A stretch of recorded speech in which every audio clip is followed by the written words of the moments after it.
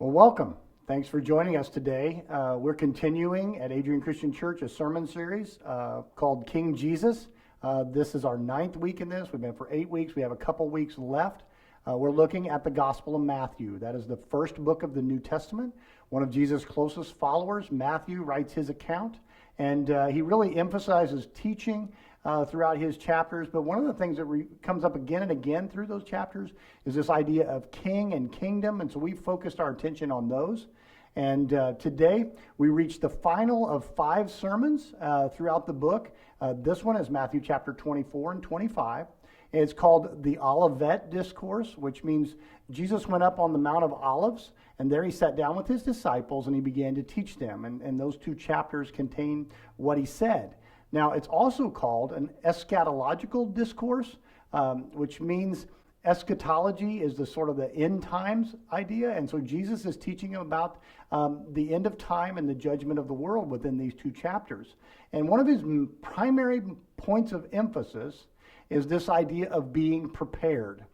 Now, I've always come at this from the opposite side. I've always had this fear of being unprepared. In the early days of my ministry, and it still happens now, but especially in the early days, I had this recurring dream, nightmare really, that I have taken a week's vacation and I didn't prepare anything. I show up at church. I know someone else is going to be preaching. And as I get there, a couple minutes before the service, they say, the other preacher's not arrived. We expect you to say something. And I have no sermon prepared. I have 10 minutes to try to get this thing all thrown together, and I don't know where to start or what to say or what to do. I am completely unprepared. Now, maybe you have the same dream. Maybe you're a student, and that dream is that you have a test coming up, and you walk in the day of the test and you have nothing prepared for it. Or maybe you're in a business, and you know that someday they call you into the office and you have a presentation to give that you've never prepared for. It's this nightmare of being unprepared. And Jesus addresses it in part about end times and being prepared. Now, he's going to give us a parable today that's found in Matthew chapter 25. Now, a parable, let's remind you, is symbolic. It's an earthly story, things that we know on the earth, but it's got a heavenly meaning, symbolism of spiritual things. And this one, again, focuses on the kingdom of heaven is like. Now, we're going to be in Matthew chapter 25. We're about halfway through this discourse of his, and we're going to look at the first 13 verses. And so I'm going to read those for you today. Matthew chapter 25, verses 1 through 13. At that time, the kingdom of heaven will be like 10 virgins who took their lamps and went out to meet the bridegroom. 5 of them were foolish and 5 were wise. The foolish ones took their lamps, but did not take any oil with them. The wise ones, however, took oil in jars along with their lamps. The bridegroom was a long time in coming, and they all became drowsy and fell asleep. At midnight, the cry rang out, "Here's the bridegroom. Come out to meet him." Then all the virgins woke up and they trimmed their lamps. The foolish ones said to the wise, "Give us some of your oil. Our lamps are going out." "No," they replied, "there will not be enough for both us and you. Instead, go to those who sell oil and buy some for yourself." But while they were on their way to buy oil, the bridegroom arrived. The virgins who were ready went in with him to the wedding banquet, and the door was shut. Later, the others also came. "Lord, Lord," they said, "open the door for us." But he replied, "Truly I tell you, I do not know you. Therefore, keep watch, because you do not know the day or the hour." Jesus has a parable, a teaching about the kingdom of heaven, about God's people on earth that will one day be culminated in heaven above. And he compares it to a wedding banquet. Now, if you've been with us, you know that last week we were at a wedding banquet also. This is one of Jesus' favorite images, and it draws upon a lot of understanding of the people. And so let me make sure you understand it. The Jewish people viewed that when the Messiah came, there would be a banquet, a messianic banquet, as he turned the world over and took charge of everything. Now, as believers, Jesus pushes that into the future, the time in which he will return again. And then we will do what the book of Revelation calls the wedding feast of the Lamb. This big banquet describes the end of time and the judgment of all mankind. And so we go back there again, like we were last week in Matthew chapter 22. Now, if you remember the story from last week, there's a guy who sends out the invitation to all the wealthy and dignitaries to come to his banquet, and they refuse.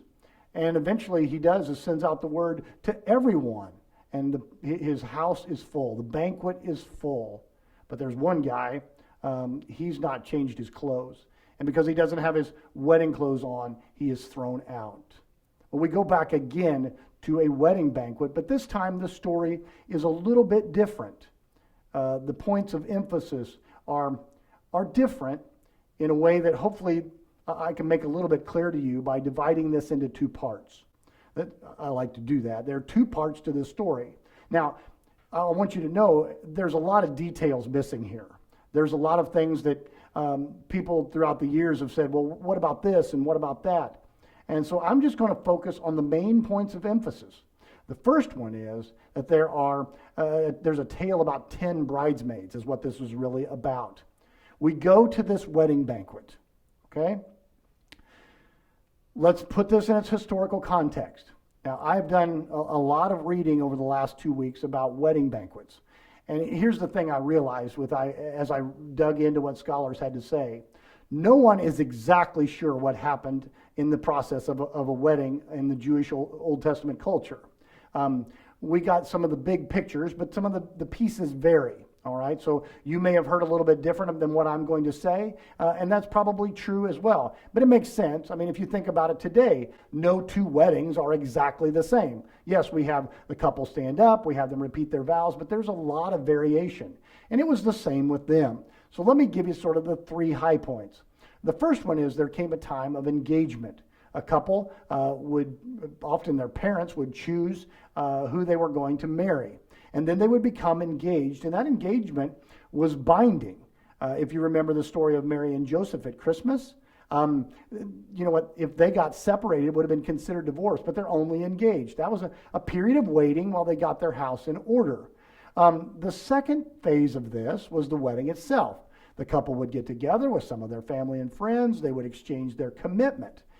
After that is over, then the wedding couple would go throughout the streets of the city. And the people would cheer for them, and they would come out and applaud and wish them a happy marriage, really. And so they would come out and celebrate with them. The couple then, and this is where it gets a little bit disputed, would go off by themselves to do what newly married couples want to do. All right, I'll leave your imagination to that. While that's going on, the wedding party would then go wait where the banquet hall was until such a time as they came, and then they would all enter the banquet hall together, and they would celebrate this wedding feast. We now find ourselves between part 2 and part 3. The wedding has been held, the bride and the bridegroom have gone off, and the wedding party is now waiting for them. Jesus in this parable focuses our attention on these 10 bridesmaids. Now, the NIV calls them virgins. And the emphasis is not on the fact that they were pure. The emphasis is on the fact that they were young. They were young, unmarried women who were there to help the bride until one day someone will help them as the bride. And Jesus breaks it down into two groups. There are 5 who are wise. And now let me tell you why he calls them wise.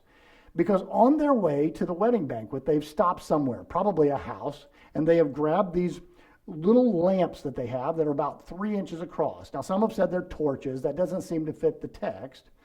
They're lamps about 3 inches across, made out of clay. One side is pinched down, and a wick would then stick up out of that. And so they've stopped to grab lamps. Now, they may have had some oil in the bottom of them left from the last time they were used, but these are wise because they grab a jug of oil and take it with them so that their lamps will be full. It makes good sense. I go fishing a lot, and when I go at night, I will take a Coleman lantern. And anyone that's ever fished with a Coleman lantern knows there's these green propane tanks that you can take with them, okay? Whenever I go, I know that there's a tank already attached to the light, but I don't remember how much of that tank I've used. So my one rule is I always grab one brand new tank to go with me so that I have light through the night for as long as I need, no matter what happens to the first one. Well, that's what's going on here. We have 5 women who have taken a lamp with them. There may be a little oil, but they've made sure they've got a jug of oil with them. And they are wise. There's 5 wise. Then there are 5 foolish. They actually get mentioned first in the story, but I didn't want to start there. The reason they're foolish is that they've gone by their house and they've grabbed a lamp, and that's it. They didn't look to see how much oil was in it. They really didn't care.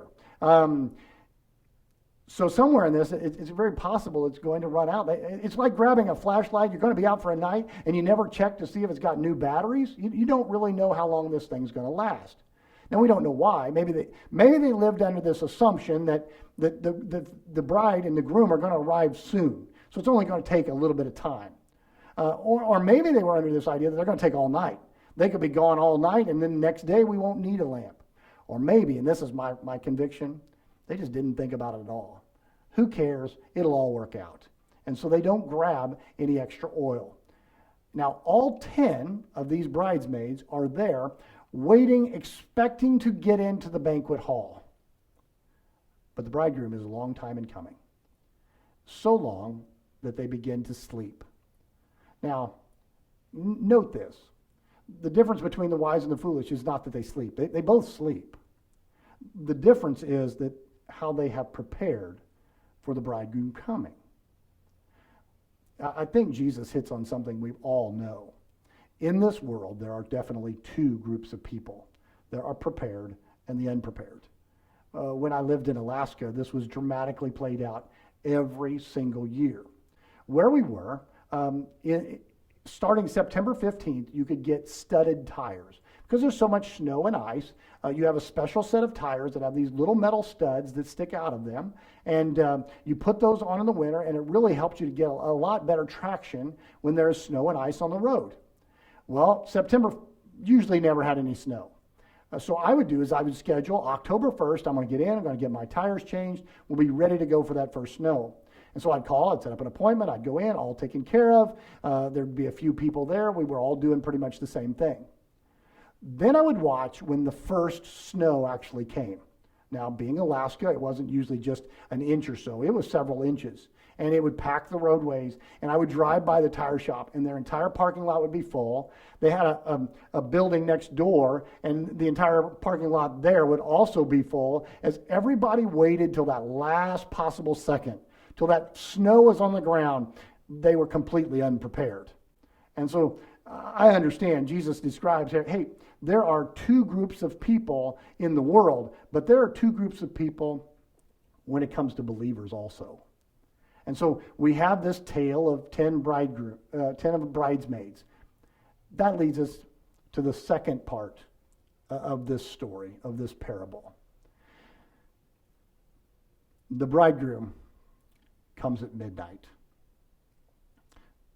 That's unexpected. You would think they would walk through the streets, they would immediately be with the wedding party, or they would go and be gone all night. And that's the point that Jesus is making. It is a very unexpected time. Now, I have to take this parable and lay it in the context of everything that's going on in this one teaching, okay, of Matthew 24 and 25. Back in Matthew 24, he starts by talking about the destruction of Jerusalem. It's a big thing. We talked about it last week. AD 70, the city's going to be destroyed, and he's trying to prepare his people. But then, like 2 peaks in the distance, okay, he describes one, but then he immediately starts talking about the end of the age. And so he shifts from one form of talking to the other. And as he does that, then he makes a statement that's really important for us to notice. It's in Matthew chapter 24, verse 36. But about the day or hour, no one knows, not even the angels in heaven, nor the Son, but only the Father. Jesus says, there's going to be an end of the age. There's going to be a judgment of the world. But no one knows when it's going to happen. I'm going to hit the pause button. No one knows when it's going to happen. For some reason, for some reason, and it's maybe not as popular to now as it was, I saw in the 80s and the 90s and the early 2000s, because we came up to the millennium. People are fascinated with trying to find out the date. This is when all kinds of people have set dates.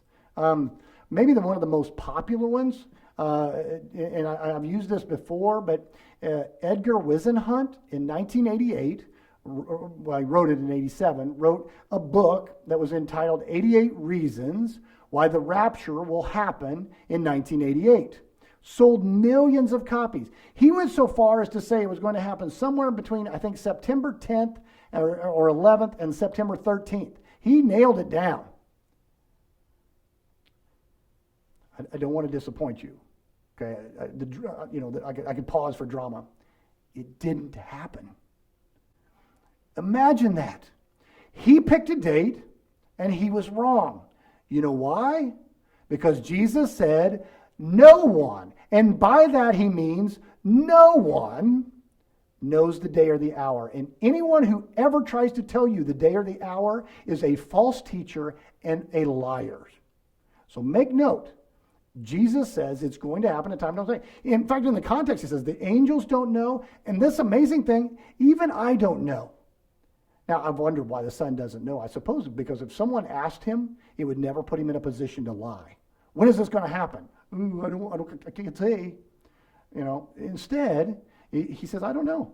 Only the Father knows. But it's going to happen at a time you don't expect it. And then he goes on to give us a series of parables. In Matthew 24, verses 42 to 44, he says it's like a thief in the night. All right? If you'd have known at what time the thief was coming, you'd have been prepared. But it comes when you don't expect it. Then he says it's like a servant, verses 45 and following. It's like a servant. His master's going on a journey, and he leaves everything in care of his servant. And his servant says he's going to be gone a long time, so he eats and he lies around and he drinks. And then one day he's shocked because he looks up, and there stands the master at a time he didn't expect. And then he gives us this third parable in the series about these 10 bridesmaids. And the emphasis is again on this issue of being prepared. And 5 of them were foolish, and they are completely unprepared. Now, I don't know why. It's part of this doesn't seem to make any sense. I mean, if you think about it, they had time to sleep. They took a nap. They could have gotten up at any point in time and had the whole evening to get the oil. I assume most of them are this mindset, well, it'll all work out. Remember, the groom and his father, they are gracious and they are kind. It won't matter. Maybe that's what they're counting on. In the story, they turn and they ask the other 5 bridesmaids. And I find this fascinating. They say, can we have some of your oil? And they say, no. Now let's think about that. The people of Jesus are to be kind and giving. And here we are with a group of people who are asked for something and they say, no, not going to happen. And the reason for it is very important. They only have enough oil for themselves. If they share their oil, then, it's like this. Either 5 get in and 5 stay out, or we're going to have 10 that stay out because they don't have enough oil for all of them. And so at this one point, it's important for us to notice, at the end of the age, we are each individually responsible. Nobody's oil can be given to us. And some of us need to understand that we've lived life as if at the end of the age, we could use someone else's oil. In fact, if I asked you about your life of faith, you'd say something like this. Well, when I was a kid, my parents used to take me to the oil store every weekend. We were there every weekend. Every time we could be there, my parents were at the oil store all the time. And I know that they've got a ton of oil. Or some of you think about it with your spouse. My spouse, she's down at the oil shop every time the doors are open. She knows every kind of oil. She loves oil. And you know what? She'll help to get me in. Nobody else can get you in. Not your parents, not your spouse, not your children. We are all individually responsible in that moment for how we have prepared. So the 5 suggest to the other 5, go buy some. They take off. Remember, again, it's midnight. I'm not sure who they think is going to be open. They must have to wake somebody up. But it takes some time. While they're off getting oil, bridegroom comes. He goes in and he closes the door. It's a painful scene. As they come back, bang on the door, let us in. Maybe a half hour's passed, maybe hours have passed. And he says, I don't know you. Which makes a little bit of sense. The guy keeping the door has to say, if you were part of the wedding party, you would be with the wedding party. But you're not. You're showing up way late. You are an outsider to this. I really wish Jesus told a parable sometimes that had and they all live happily ever after. As you saw the last few weeks, many times his parables end with this division and this dark moment. But Jesus wants us to understand there are consequences for the decisions that we make. At the time of judgment, there are consequences for every single decision that we have made. And we can't push it off or blow it off or hope to hope that it's okay to be unprepared and just show up late. That's fine. I mean, many of us have got that attitude. I mean, you can show up late to your kid's game. Some of you show up late to church. I once had a lady, this no joke, her family showed up. We'd already sang the worship songs. I had already preached. She showed up as I was saying the closing prayer to my sermon. She got to take communion. We prayed, and she left. That was all she'd be. But to her, it was fine. It's fine. It'll all work out. It'll all be okay. And Jesus says there are consequences. You can't show up late to this. You can't be unprepared because the door will be shut and you will not be allowed in. Now, let me make sure you understand all the symbolism that's going on here, because there's a lot. First off, believers are mixed. They're a mixed group. The good and the bad are always together. I don't know how to take it when people tell me, oh, the church has hypocrites in it, or they have people that are mean. Jesus never once denied that was going to happen.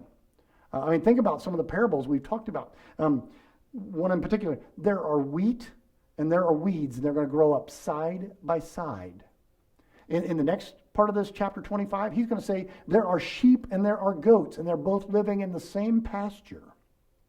Here, there are wise and there are unwise, and they're both a part of the same wedding party. The people of God, the good and the bad, are mixed together. The question is, are we prepared? Because at some point in time, the bridegroom is going to come. Jesus is going to come to earth, and it will be the end of the age, and we will all have to individually give an account for our lives. Are we prepared for that? And Jesus ends with one last culminating statement, okay? It's in Matthew 25:13. I want to read it for you one more time. Therefore, keep watch, because you do not know the day or the hour. Because we don't know, because it's unknown to anyone, he says there, and the NIV says keep watch. Some translations say stay awake, based off of the parable before. That's not really the point of the parable before. It's about having the right amount of oil, right? Others say be vigilant. I don't know what that means, but I like that word. All right, be vigilant. Here's my phrase. Be prepared. Be prepared. Because you don't know the day or the hour. It's going to come at an unexpected time. Now, normally, when I preach on this text, and I preached on it a few times in my life, I get to this point and I say, we all need to be prepared, and then I close and we pray. This week, I asked a different question. What does it mean to be prepared? How do we live that out? To answer that question, I have to begin by saying there's two things that it does not mean, okay? First off, it doesn't mean that you need to become a doomsday prepper, okay? Some people have got that idea that the end of the age is coming, so we've got to go buy all these canned goods. We got to have a bunker, and we need to get some guns, or we need to go buy as much toilet paper as we can. It's not about preparing things physically. That's not at all what's meant here. Second thing, it doesn't mean that we need to try to read the Bible and figure out what day Jesus is really talking about. This has become very popular through the years that the people think somehow, well, if I read the book of Revelation or read the book of Daniel just right, and I put all the pieces together and I understand all the symbolism, then I will know the day that Jesus is going to return. Or at least I could maybe narrow it down to a year, like 2012. The problem is, Jesus said no one knows. John Maxwell talks about one day, he's a leadership speaker now, but he used to be a preacher. And he said, one day I laid out in my office 14 different charts that I had about the end of the world. And he said, as I was writing this sermon series, and as I looked across those 14 charts, I realized every single chart was different. You know why? Because no one knows the day or the hour, not even Jesus. So you don't need to spend your days, just trying to pour into trying to figure this out. Then what are we to do? What are we supposed to do? Well, I like this description. Okay, the Bible says a whole lot. You could go back and you could read anytime that it talks about the judgment of mankind, anytime it talks about the second coming or the end of the world, there's usually some sort of a statement about what we should be doing on those. And those are all, there's lots of biblical principles. But I like the guy who described it this way. He said, in this parable, Jesus describes oil in a little lamp. And what's the purpose of that oil? It feeds the wick so that the light can shine. And he said, I think the way that we're prepared is that we fill our lives with good oil so that the light of Jesus can shine. I like that description. That our lives are to be filled with the things that give Jesus glory, that shine his light. What does that mean? Well, sometimes it means living a godly life. That's what the parable last week talked about, the fact you need to have the right garments on, okay, at the wedding banquet, and you need to be cleaned and in your best outfit. And maybe that's the plea. You need purity. You need to live a life separate from the world. Maybe that's it. Sometimes passages talk about how we treat one another. One passage in particular I know says as the day is coming, as the day of the Lord is coming, we need to encourage one another. People are going to lose courage, and we need to give them courage, and we need to pour our life into other people. That shines the light of Jesus. But here's another one that's important. We need to share the message of Jesus, why he came, what he did, and what it means. And I know as I say that, for a lot of you, there's a little bit of pushback, but I want to give you some good news. The next two sermons are really going to be helpful for you. And I don't know how this is all going to play out at this moment. I really don't. We may have services the next couple weeks. We may not have services. I'm really praying we do. I'd ask you to pray the same. And if we have services, I would encourage you to invite somebody to be a part of those, because here's what I'm going to talk about the next 2 weeks. Next week, I'm going to talk about the death of Jesus on the cross and what does it mean. And then I'm going to talk about the resurrection of Jesus and what does that mean. I'm going to give you the two essentials of the Christian faith. And I'd encourage you, if we have church, invite them to come and join us at either 9 and 10:30. But I'd also say this, if we're on video like this again, that's okay. In fact, it might be a great opportunity for you. Some people who would never walk in the doors of the church, you can share this video with them and say, here's what the Bible teaches about the cross. And then you can ask them, let's talk about it after it's over. Can we do that? And you have the opportunity to shine the light of Jesus. What it means to be prepared is that your light is shining until the very moment that the bridegroom comes. And so we need to be prepared, always doing his will and always shining his light. Now I want to say one last thing. I know there's some of you that watch this that are thinking, I don't believe in all this end of the world. I don't believe that Jesus is coming again. Even if he's coming again, it's probably not going to be in my lifetime. I want to say this one last thing. If he doesn't come in your lifetime, eventually in your lifetime, you're going to end and you're going to go to him. Okay? You're either going to live and you're going to see the end of the world, or you're going to see the end of your life. And then you will stand before the judgment seat of God. Either way, you need to be prepared. Because his return could be like a thief in the night, like a bridegroom that comes in an unexpected hour. But also, you're going to him could happen 20, 30 years from now. But it could happen this afternoon. And so either way, you need to be prepared, because he is coming, and only those who are prepared will be allowed into the wedding banquet. Growing up, I lived South Maine in New Ross, Indiana. My parents had a big concrete back porch, and it became the perfect place in the summer for all the local neighbor kids to play hide and go seek. My dad had put a couple big floodlights that shined down into the backyard so you could see everything, and then we had this base that was perfect for us to run to.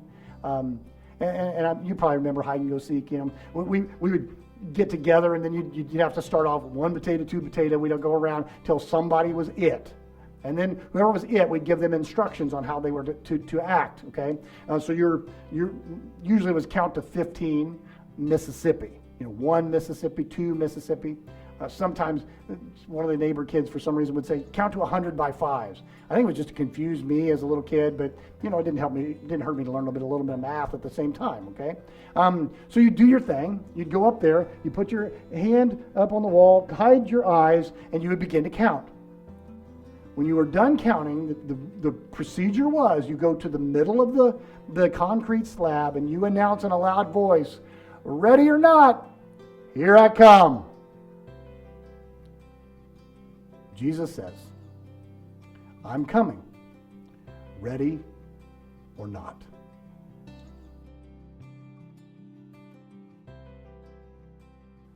Well, by the time we finished recording the sermon, we were very happy with it. But a few hours later, not too long into the future, the Bates County Health Department issued a stay-at-home order through April 24th. And so I'd had these dreams and prayers that we were going to be able to worship together on Easter. And at this time, we're going to honor what's going on there. It's in Bates County. It's also in Cass County to the north, that they're encouraging everyone to stay home through most of the month of April. And so I wanted you to know today that we will not be having services until the health department decides it's fine for us to go back out and they release us from this stay-at-home order. We're hoping and still praying that maybe that will be before the 24th. And if it does go clear to the 24th, we will still plan on having services on April 26th.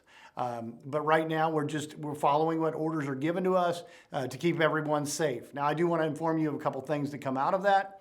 Not only do we want to prepare you so that you're not here, but we're going to try as best we can to provide as much ministry as we are able. We're going to continue to record our sermons each week, and we hope that you find that helpful. I have my blog, and I also have podcasts, and I pray that you'd be a part of that. I did want to inform you this last little piece. Originally, we were going to do a marriage series that would follow Easter. I'm now going to push that back into the month of May because I'd like to be see all of you present there at that time. And we'll do some other sermons that will fill in between now and then, especially focused on this time when we're all trapped at home and trying to be good believers in a difficult situation. So I appreciate your understanding.